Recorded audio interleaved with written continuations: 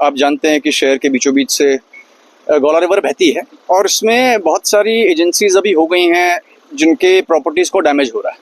इसमें एक NHAI है जिनके ब्रिज के अप्रोच को डैमेज हुआ है। PWD की जो सड़क है जो ब्रिज को जोड़ती है उसको भी डैमेज हुआ है। स्टेडियम के कुछ पोर्शन में मोर देन 300 मीटर्स की लंबाई में भी हमारी जो लैंड है वो बह गई है।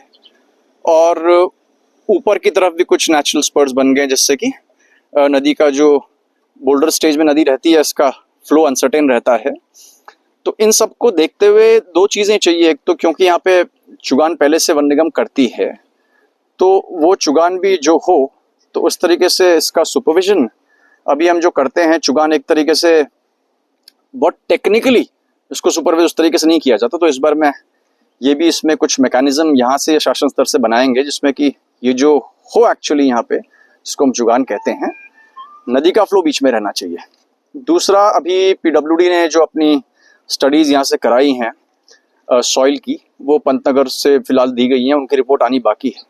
इरिगेशन ने अपनी स्टडी यहाँ पे करा दी है, तो इसमें चीफ सेक्रेटरी साहब के स्तर पे एक बैठक होनी है जिसमें प्रोटेक्शन वर्क्स की तो बहुत आवश्यकता है ही, स्पेशली क्योंकि लैंड हमारे पास पहले से कम है और वो ज़मीन अगर नदी के कटने से और कम हो जाती है तो डेवलपमेंट की लैंड नहीं बचती। तो लैंड को रिक्लेम करने की भी यहाँ पे आवश्यकता है।